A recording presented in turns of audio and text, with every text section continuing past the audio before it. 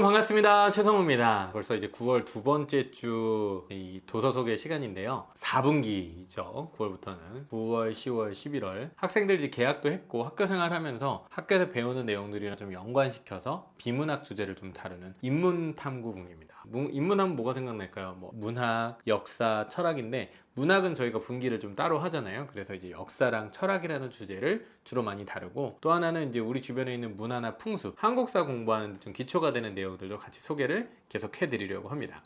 1학년들을 위한 추천 도서입니다. 한지도리. 귀여워요. 일단은 그림이 굉장히 귀엽고 한국 어린이 도서상도 받은 굉장히 재밌는 책인데, 저희가 이 책의 경우에는 전통 문화를 소개하려고 고른 책이다 보니까 한지 이야기를 하게 되는데, 우리 아이들이 뭐 한지를 알 리가 있나요? 일반 종이도 뭐 많이 쓰지 않고 요새는 태블릿으로 많이 쓰다 보니까 좀 익숙치는 않을 것 같아요. 그래서 전통 문화를 조금 소개해주는 관점에서 읽기는 하지만 내용이 생소할 수 있다라고 생각하고 책을 접하게 해보시면 좋을 것 같습니다. 옛날에 사람들은 어떻게 글을 썼는지, 글을 쓰려고 할 때는 이렇게 먹을 벼루에 갈아서 붓으로 종이에 썼다. 왜?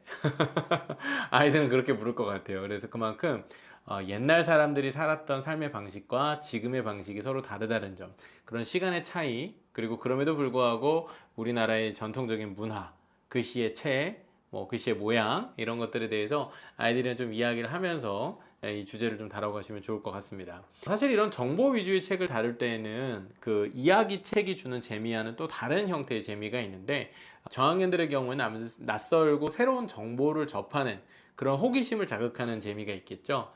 이 책을 보면 문화권마다 종이를 만드는 방법이 서로 달랐는데 그것을 비교하는 설명이 나옵니다. 우리나라의 경우에는 한지가 대표적이지만은 중국이 종이를 만드는 법, 예전 이집트에서 종이를 만들던 법, 서양에서 종이를 만들던 법, 이런 방법들이 서로 다양하게 소개가 되고 있는데, 이 정보를 잘 이해했는지를 읽고 나서 한번 역으로 질문해 주시면 좋을 것 같아요. 야, 누구야?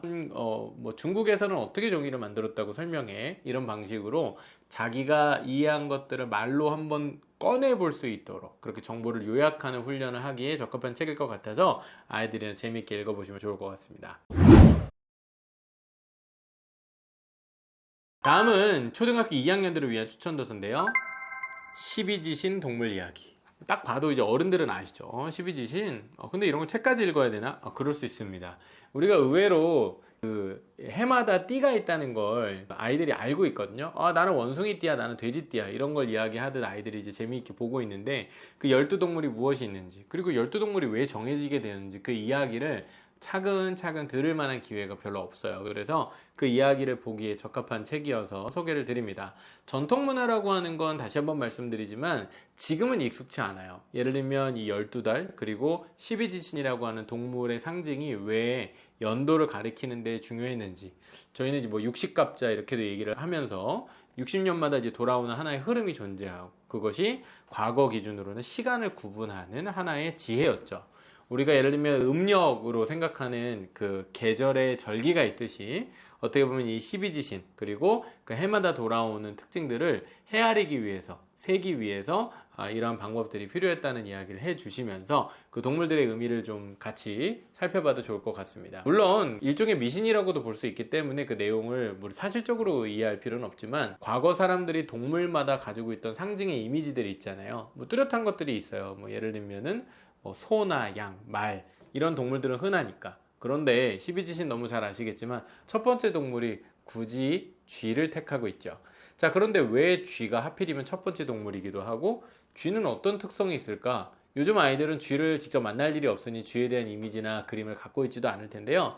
과거로부터 좀 약간 일종의 클리셰라고 할까요? 이 동물들마다 가지고 있는 한국 문화 전통에서 동물들이 상징하고 있는 특징들을 어떻게 설명하고 있는지 내용들을 공부하듯이 함께 같이 읽어가면 앞으로 이런 12지신 이야기가 나올 때 좀 더 쉽게 접근할 수 있겠죠?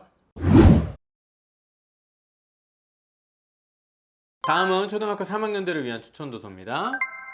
조선 역사 속 숨은 영웅들. 자, 제목이 중요하다고 말씀을 지난주에 드렸었는데요. 숨은 영웅들. 그래서 널리 알려져 있는 영웅들 말고 숨어 있는 영웅들도 많이 있다는 거. 우리 뭐 한국을 빛낸 100명의 위인들만 있는 게 아니고 그 뒤에 200명, 300명 훨씬 더 많은 사람들이 있을 수 있다는 생각을 우리 아이들이 할 수 있게 해주셨으면 좋겠고요. 그렇게 평범하고 어쩌면 별것 아닌 것처럼 보여지는 보통의 사람들이 굉장히 중요한 역할을 했다는 것 전해주시면 좋을 것 같습니다. 특히 역사를 공부할 때 연도나 연표를 강조하기보다는 인물을 저는 좀 강조하길 바래요. 왜냐하면 시대는 달랐지만 그 사람들이 바라보고 있던 사회에 대한 간절한 마음들, 또 이웃을 돌아보거나 나라를 생각하는 마음들은 우리가 동일하게 배울 수 있기 때문에 그렇거든요. 대표적으로 이 책의 후반부에는 뭐 안용복, 내 나라 바다를 지키는 데 목숨을 어찌 아까워하랴. 사실 안용복은 그 당시로서는 그 왜구들에게 납치가 돼서 일본 땅으로 간 적이 있었는데 이후에는 독도 지킴이가 됐죠. 그 외에도 김만덕, 나 혼자 잘 살고 배부르면 무슨 보람이 있는가. 다 제주도 출신의 거상이기도 하고 특히 여상이죠. 여성으로서 큰 부를 축적했던 상인으로 아주 유명한. 이제 아시겠지만 조선시대 신분제 사회고 가부장제 사회이기 때문에 여성들에게는 정말 너무 많은 제약이 있었거든요. 근데 그런 제약을 모두 극복하고 이런 어마어마한 성취를 이뤄내고, 근데 그것을 자기 배불리는 데 쓰는 것이 아니라 흉년이 왔을 때 사람들을 구휼하고 가난하고 또 병든 사람들을 돌보는 일에 당시에 이렇게 앞서서 깨인 생각을 하고 그걸 실제로 실천했던, 정말 제가 볼 때는 영웅이 아닐 수 없는 인물들입니다. 그래서 뭐 영웅 하면 맨날 아이언맨만 생각하지 말고 평범한 모습 속에 어쩌면 우리가 닮아야 될 아주 고귀한 성품들이 있다는 사실들을 아이들이 좀 배울 수 있도록 이런 이야기를 통해서 안용복, 김만덕, 이거 알아야 될 사람일 것 같은데, 네, 바로 한 3학년 정도 때 통사를 공부하기 전에 부분 있는 인물사 중심으로 역사를 쉽고 재미있게 좀 익혀가시면 좋을 것 같습니다. 다음입니다. 초등학교 4학년들을 위한 추천도서 스토리텔링 초등 한국사 교과서. 말씀드리지만은 사실은 통사를 초등학교 시기에 처음 공부하는 책들은 뭐 4권짜리도 있고 3권짜리도 있고 10권짜리도 있습니다. 각자 맞게 자신에게 맞는 책들을 택해서 여러 번 보는 것이 좋은 공부 방법일 텐데요.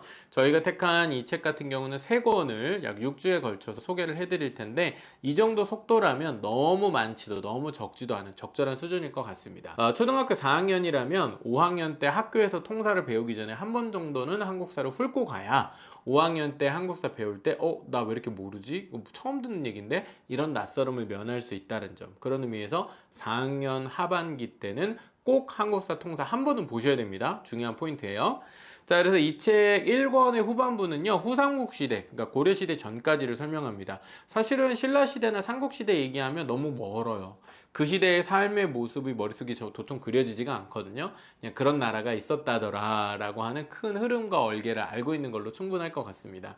다만 후삼국 시대까지 가는 과정에서 고구려, 백제, 신라라고 하는 삼국의 역사, 그리고 이제 어떻게 보면 그 역사의 흔적들이 우리 주변에 좀 남아있잖아요. 신라의 역사 유적들, 백제의 역사 유적들, 뭐 고구려는 직접 볼 일은 없지만은 우리 역사에서 굉장히 중요한 국가니까. 그래서 이 삼국의 역사가 대략적으로 어떻게 존재했고 시기마다 융성했던 국가가 어디이고, 또 결국에는 왜 신라가 그 모든 국가들을 통일하고 후삼국 시대가 나오게 되고 그 뒤에 있는 과정들, 이런 흐름 얼개를 아이들이 쭉 읊을 수 있을 정도로 너무 디테일하게 깊게 들어가는 느낌이라기보다는 흐름을 여러 번 읽어서 파악하는 그런 목적을 가진 책으로 다시 한번 추천드리고요. 삼국시대까지는 확실히 외울 거 많지 않아요. 재미있게 읽을 수 있으니까 꼭 한번 도전해 보시면 좋겠습니다.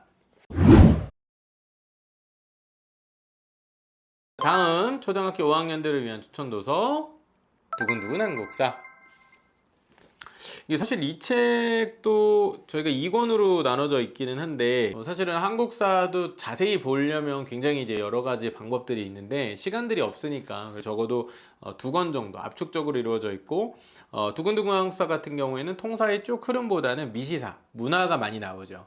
예전에 아마 어머님 아버님들이 역사 공부할 때 국사책으로 공부하셨을 건데, 그 국사책을 보면은 각 시기가 보통 4가지 챕터로 이루어져 있어요. 1장과 2장에선 보통 정치와 경제, 정치 경제의 흥망성쇠, 조금 굵은 이야기를 보여주고요. 마지막 뒷부분에는 3장과 4장 챕터가 사회문화, 뭐 신분제의 변화라든지, 그 다음에 마지막 4번째가 이제 문화, 그래서 뭐 불교 문화, 아니면 유교 문화, 그 문화재에 대한 이야기 보통 이렇게 담겨져 있죠. 조금 하드한 이야기에서 소프트한 이야기로 이렇게 전환이 되는데 보통 시험 문제는 하드한 이야기보다는 소프트한 데서 많이 나오게 돼요. 왜냐면 우리가 그렇게 중심적이진 않고 좀 지엽적이라고 느끼는 것들 속에도 알아놨어야 될 것들이 많다. 자, 그래서 4학년, 5학년 때 통사를 한번 거칠게 흐름을 쭉 짚었다면 거기에 이제 살을 붙이는 작업이 필요한데 그 책으로 적합한 이야기입니다. 물론 속도가 좀 빠르긴 한데 조선 중기까지, 그러니까 이제 이 책의 후반부는 고려하고 조선 초반 이야기를 다루는데 목차만 들어봐도 아, 이거 알아야 되겠구나 싶습니다. 고려시대 얘기 한번 해드릴까요? 왕건, 동상, 그 다음에 청자, 상감, 동화, 포도, 동자문. 와, 이게 뭐야? 팔만대장경, 아미타 삼존도, 공밀왕의 사당. 자, 그 다음에 조선 전기, 종묘제례, 오륜행실도, 혼일강리 역대 국도지도, 훈민정음, 신사임당, 조선통신사, 삼전도비. 내용 들어보면은 사실 부분들로 나중에 역사의 디테일들을 채워갈 내용들이잖아요. 한두 번 정도 미리 접해놓고 나중에 중학교 때 혹은 고등학교 때 제대로 한국사를 공부할 때 처음 듣는 것 같은 낯선 느낌은 좀 없길 바랍니다. 한국사는 다시 말씀드리지만은 초등학교 5학년 때 학교에서 배우긴 하지만 제대로 배우고 깊이 있게 배우지는 않기 때문에 아이들이 의외로 중학생이 돼서도 고등학생이 돼서도 한국사에 대한 지식이나 관심이 전혀 없어서 기초 상식으로서의 문제가 발생할 수 있어요. 학교에서 시험도 봅니다. 이거 절대로 간과해서는 안 되고요. 고등학교 1학년 때 내신 시험에도 들어가는 과목이기 때문에 꼭 한번 챙겨서 꼼꼼하게 보시면 좋을 것 같고요. 이 책 추천드리겠습니다. 다음은 초등학교 6학년들을 위한 추천도서 곰브리치 세계사. 곰브리치 맞습니다. 그 곰브리치 세계미술사, 그 유명한 서양미술사 책을 지은 곰브리치 선생님이 우리 초등학생들, 중학생들을 위해서 세계사 공부를 시켜주는 너무너무 좋은 책. 자, 이 책은 이제 세계사의 특징이라고 하면은 굉장히 방대한 양을 다뤄야 하기 때문에 주마간 성격으로 쭉 그냥 훑고 지나갈 수밖에 없어요. 그렇다고 해서 중요한 걸 다루지 않을 수는 없으니. 그러니까 중요한 건 다루는데 과감하게 나머지 중요하지 않은 거를 확확 쳐내는 그런 거장의 안목이 필요하죠. 이 책이 그 부분을 잘 해결해 주고 있습니다. 이 책의 두 번째 정도, 그러니까 4주 정도에 걸쳐서 큰 주제를 소개할 텐데 우리가 지난주에 고대사 얘기를 잠깐 해드렸죠. 뭐 고대 4대 문명 뭐 이런 이야기들이 기본이 됐었고 문자의 발명 뭐 이런 게 중요했는데 두 번째 서양의 역사 세계사를 다루는데 두 번째 시기 정도라고 한다면 어디가 꼭 들어가야 될까요? 맞습니다. 바로 로마죠. 고대 사회에 그리스가 있었다면 그것을 바톤을 이어받아서 어쩌면 서양 문명의 기초 근간을 이루는 가장 중요한 나라가 바로 로마입니다. 이번에 저도 이 챕터를 다시 한번 살펴보면서 로마의 특징, 로마라는 그 위대한 문명 혹은 국가가 어떻게 등장하게 되었는가, 제국이라는 이름을 처음 쓰게 됐던 그 로마의 등장의 비결이 무엇일까? 뭐라고 생각하세요? 제가 이번에 보면서 다시 깨달은 건 군사력이었습니다. 평화의 시대를 살아가면 전쟁은 남의 얘기처럼만 느껴지게 되죠. 그런데 사실 그렇게 평화의 시기를 구가한 지 오래되지 않았습니다. 인류의 역사는 전쟁이 없었을 때보다 전쟁이 있었을 때가 훨씬 많았거든요. 그런 의미에서 로마가 강력한 군사력을 확보했던 것은 강대한 제국을 형성하고 전 세계를 통합할 수 있는 하나의 질서 있는 문명을 만드는 데 굉장히 중요한 역할을 했던 것 같아요. 그리고 나서 결국 그것을 안정화시키기 위한 정치의 역할. 그래서 의외로 고대 사회의 국가의 모습은 오늘날 우리가 생각하는 것처럼 뭐 첨단 기술, 기업의 모습 이런 게 보이기보다는 어떻게 보면 군사력. 자, 그것을 통솔할 수 있는 뛰어난 지도자. 그 누구겠어요? 케사르, 시저 같은 아주 탁월한 리더십의 등장. 그것이 어쩌면 하나의 국가의 흥망성쇠를 결정짓는 아주 중요한 요인이었다는 걸 직접 확인할 수 있게 되는데요. 그래서 제가 볼 때는 중세로 넘어가기 전까지의 그 로마사를 굉장히 간결하게 짚으면서도 핵심이 되는 부분을 잘 담아내고 있다. 역시 이 클래스가 있다. 추천을 드리고요. 혹시 아직 읽기 시작 안 했다면 2주차부터라도 꼭 같이 따라가시면서 같이 읽어가시면 좋을 것 같습니다.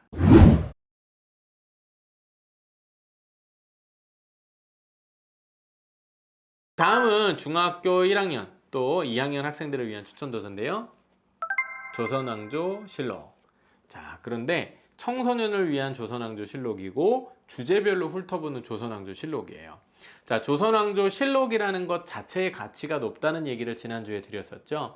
500년 넘게 왕조를 이어간 경우도 많지 않을 뿐더러 그것을 왕실에서의 공식적 기록, 역사로 남긴 경우도 참 흔치 않고, 그런데 조선왕조실록이 그러한 역할을 하고 있다. 자부심 느껴도 된다. 국뽕 필요하다. 뭐 이런 얘기 잠깐 해드렸었는데, 이번 주에 내용 읽으면서는 실제로 조선왕조의 실록에 기록되어 있는 내용들 중에 상당히 흥미로운 부분이 있어서 소개를 좀 해보려고 합니다. 챕터 중에 이런 부분이 있어요. 조선의 쌍생아와 기형아. 실제로 쌍둥이가 태어나거나 기형아가 태어났던 사건들에 대한 기록도 남아있다는 거예요. 그러니까 왕들이나 뭐 왕조의 이야기뿐만 아니라 이렇게 일반 사람들의 삶에 대한 기록들도 흔적을 찾아볼 수 있는데 굉장히 재밌습니다. 태종 7년, 그럼 1400년. 와, 이때 나왔던 어떤 그런 기록들이 나와 있는데, 뭐 예를 들면은 뭐 경상도 언양 사람 이신기의 처가 한 번에 아들 셋을 낳았으므로 이런 게 기록됐대요. 왜 그랬을까요? 그만큼 당시로서는 흔치 않았던 일이기 때문에 그렇죠. 조선왕조실록에게는 이 셋쌍둥이까지 기록이 남아 있다고 하는데요. 사실 조선왕조는 신분제 사회였기 때문에 천민, 그러니까 뭐 노비라든지 뭐 이런 사람들의 이야기는 별로 기록이 안 되잖아요. 그런데 재미있게도 여기 이런 내용이 나와 있어요.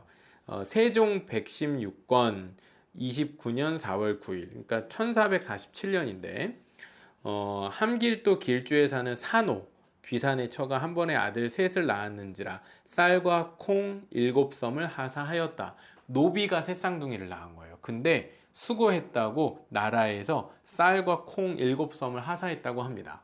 이거 어떻게 보면 사회복지 같은 개념인 것 같기도 하고, 그러니까 신분의 질서가 있었음에도 불구하고 노비가, 물론 신분이 천민이었지만은 그럼에도 불구하고 이 일들을 굉장히 국가에서 경축할 만한 일로 이렇게 치하하고 기록까지 남겼대요. 그러니까 신분제 사회임에도 불구하고 당시에 셋쌍둥이를 낳는 일은 어쩌면 국가 모두, 공동체 모두의 기쁨으로 반겨할 일이다. 노비도 나라의 상을 받을 수 있었다라고 하는 근거로서 이 내용들을 확인할 수 있다고 합니다. 근데 또 재밌는 게 경상도 고성에 거주하는 신백정의 몸집 큰 아내가, 그러니까 여기도 천민인 거죠. 한꺼번에 사내 아이 둘과 계집 아이 하나를 낳았다. 이번엔 새 쌍둥이인데 이란성인가 봐. 아들 둘에 딸 하나. 근데 이때는 상을 안 줬어요. 이유가 뭐겠어요? 딸을 하나 낳아가지고. 그러니까 남존여비 사상이 또 있다는 거를, 이 근거를 가지고서 우리가 생각해 볼 수 있게 되는 거죠. 그러니까 무슨 얘기를 드리고 싶은 거냐면, 실제로 실록에 나와 있는 기록을 보고 우리 아이들이 역사를 그냥 결론만 배우는 게 아니라 실제로 근거와 내용을 읽어가면서 생각할 수 있고, 그때 당시 사회를 이렇게 내용들을 통해서 우리가 공부할 수 있구나, 이런 관점에서 역사를 보면 훨씬 재밌게 볼 수 있지 않을까. 그런 의미에서 세종왕조, 조선왕조 실록에 우리가 익히 알고 있는 어떤 그런 왕조의 그냥 딱딱한 이야기 말고도 일반 백성들의 풍습과 관련된 굉장히 재미난 얘기가 많다는 사실을 가지고서 역사에 대한 흥미를 조금 북돋우는 데 도움이 될 것 같습니다. 마지막으로 저희가 이제 중학교 3학년 정도 되는 학생들, 좀 어렵지만 도전할 책, 바로 니코마코스 윤리학입니다. 이거 뭐 아리스토텔레스의 뭐 띵작인데요. 이 책의 전반부는 우리가 행복이라는 주제를 주로 다룬다고 말씀을 드렸는데, 후반부에는 사실 좀 여러 가지 주제를 다룹니다. 뭐 정의에 대한 주제도 있고요. 그 다음에 우정에 대한 주제도 있고, 또 이 책의 후반부에는 학생들이 이 내용을 좀 쉽게 이해하기 어려울까봐 친절하게 설명해주고 있는 해설도 있으니까 참고해 주시고요. 책을 읽으면서 좀 재밌는 부분이 있어 소개를 하나 해보려고 합니다. 친애의 종류. 친애라는 거는 친구들 사이의 우정 같은 거예요. 그걸 이제 번역한 말로는 친애라고 부르는데, 아리스토텔레스는 친애의 종류가 총 3가지가 있다고 이야기를 합니다. 첫 번째, 쉽게 얘기하면 내가 뭔가를 얻기 위한 우정이 있다는 거예요. 뭐 내가 그 친구가 재밌어서 만난다? 재미를 얻으려고 그 친구를 만나는 거겠죠. 자, 이런 형태의 친애가 있고요. 상대의 쓸모 있음 때문에 생기는 우정입니다. 두 번째는 우정이 쾌락을 직접적으로 의미할 때, 그러니까 이건 약간 좀 어려울 수도 있는데, 감정적으로 내가 좋아하는 사람과 맺는 우정. 그러니까 이게 우리가 일반적으로 맺는 대부분의 우정이 아닐까. 그럼 2가지가 있겠죠. 나에게 도움이 되는 친구를 만나려고 하는 우정. 조금 더 목적을 가진 우정이랄까요. 그런데 그냥 내가 좋아하는 사람을 내가 그냥 따르거나 그와 함께 하려는 우정. 감정적인 우정이죠. 근데 이 2가지로 말고 한 가지가 더 있다라는 게 좀 사실 좀 색달라요. 자, 3번째 우정은 바로 뭐냐면 선하고 덕이 서로 닮은 사람들끼리의 친애라고 이야기합니다. 선하고 덕성이 뛰어난, 쉽게 말하면 성품이 좋은, 인성이 뛰어난 사람들끼리의 만남이라고 이야기합니다. 이것이 두 번째 이야기했던 감정적인 우정과 조금 비교를 해보자면요. 물론 이들 사이의 만남도 굉장히 큰 기쁨이 있겠지만은 만나지는 사람들 사이에 동질감이 있어야 하고 그 동질감이 아주 덕스러운 것이어야 한다라고 하는 약간은 요즘 기준으로 얘기하면 너무 꼰대스러운 야 친구 사이에 그런 것까지 따져야 돼 이렇게 얘기도 할 법해요. 그럼에도 불구하고 이 책에서는 가장 완전한 형태의 우정이 마지막 세 번째 우정이라고 이야기합니다. 그러면 우리 친구들로서는 한번 고민을 해볼 만하죠. 나는 과연 어떤 우정을 진실한 우정, 또 내가 좋아하는, 내가 생각하는 우정이란 과연 이 세 가지 정의 중에 어디에 부합할까? 그리고 아리스토텔레스는 굳이 왜 이렇게 생각을 했을까? 라고 하는 질문을 당장 떠올리게 합니다. 그래서 이게 사실은 그냥 딱딱하기만 한 책이 아니라 일상 속에 우리가 경험하고 있는 뭐 행복, 우정, 정의, 쾌락, 뭐 이런 어떤 단어들을 다시 한번 생각해 볼 수 있는 계기를 주거든요. 철학이 어려운 게 아니라 굉장히 실용적인 문제일 수 있다는 거. 아이들이 좀 생각할 수 있게 계기를 만들어줘도 좋을 것 같습니다. 자, 인문탐구분기 주제들을 보면 굉장히 다양하고요. 뭐 한국의 풍습에서부터 한국 혹은 세계의 역사, 또 문화와 철학까지 우리의 어떤 배경 지식이 확 넓어지는 기간인 것 같습니다.